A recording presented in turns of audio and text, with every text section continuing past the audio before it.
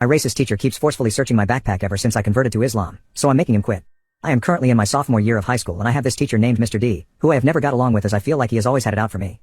I don't know whether it is because of my background or ethnicity, or simply because I'm brown, but it does for sure seem that way. Mr. D has on numerous occasions made offhanded remarks to me. I thought you can't eat pork, isn't your whatever against it? Wait, it's fasting season, is it offensive if I eat in front of you, he said while laughing. I remember another distinct remark of his that really rubbed me the wrong way. Ramadan? Nah, I could never. Instead I choose Ramadan, where I only eat ramen noodles. Bear in mind, he would say all these things despite knowing I am not Muslim. The only reason he knew this is because when he made the pork comment mentioned above, I explained to him that although I'm brown, I don't follow the religion strictly and don't consider myself a devout Muslim. He seemed shocked at this, and actually had the audacity to ask me, aren't you guys a little extreme about your faith? What do your parents think?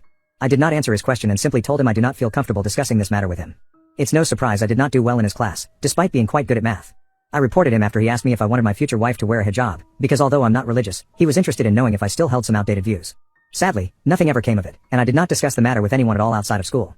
Ever since that report of mine, Mr. D has been extremely nasty to me, and his shift in behavior coincidentally came right around the time that I converted to Islam. The reason I converted is because my baby sister was severely ill, and her chances of pulling through were very slim. During that time I resorted to faith for comfort. Seeing my sister pull through was a miracle, and although I am just as thankful to the doctors and specialists who took care of her, the whole experience has converted me into a believer of some form of higher power. I now consider myself truly Muslim. When I converted, I kept it on the low of course, not intentionally, but I had no need to bolster the fact I changed my faith. Well, Mr. D caught wind of the fact I converted through a conversation I had with a friend inside his class. This was my best friend and so he knew about the conversion of course, and I happened to make the joke, now that I've converted, the school will go boom. Mr. D was not a fan of that joke at all, and after hearing it, he pulled me out of class to talk to me outside immediately.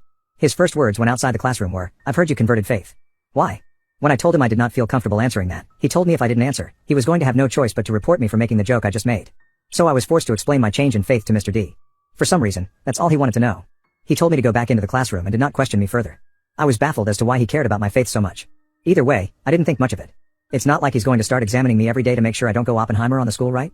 Wrong. Mr. D started checking my bag on random days a few weeks later. First he would be subtle about it. He would stand at my desk and ask me if I had a copy of a certain book in my bag, and regardless of what my answer was, he would ask me to check right now. I did not notice it at the time, but he was definitely looming in to see what was in my bag. However, after finding nothing over and over, Mr. D became more forceful with his approach. I remember him keeping me after school one day to talk about my behavior issues. He stated he had reason to suspect I was a threat and I need to hand my bag over to him so he can examine it. When I refused, he told me he would tell the principal about the joke I made. I made this joke over a full month ago, and he was still dangling it over my head. However, that joke held power. As a Muslim, making a joke in school like that does not bode well for me, and I was willing to do anything not to be reported for it, so I let him search my bag. I let him do this over, and over, and over again. Mr. D spent around 2 months periodically checking my bag, maybe once or twice a week to try to find something. That was enough time for me to have enough. I wanted to embarrass him. This racist piece of crap had to leave. The mental stress of dealing with him was really getting to me. I still did not tell anyone about it, I was simply too embarrassed. So without anyone's help, I made a plan. The plan was heinous, to say the least. I found Mr. D's Facebook and took numerous screenshots of pictures of his head. It's worth noting that Mr. D is a large man, and this part came in handy.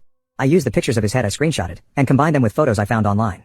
The photos were photos of shirtless men with his exact skin tone and body frame. After carefully photoshopping 3 of these images together, I was set to go.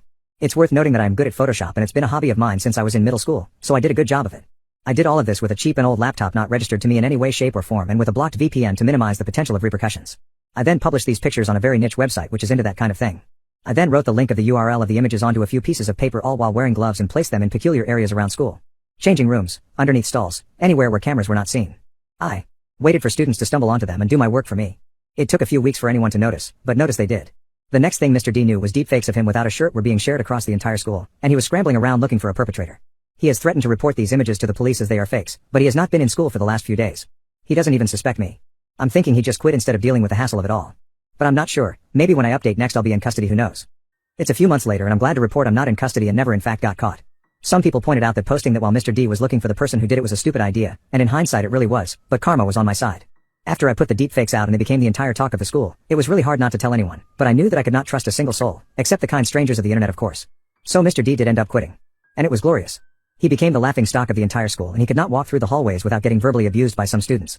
One student even went as far as printing out the pictures and sticking them to a whiteboard before a class of his, which resulted in him breaking down and crying in front of the class and leaving, or so I was told. People would email him these pictures. A student even found his home address and started mailing the pictures to him. Instagram accounts were made centered around Mr. D and the memes made of him were phenomenal.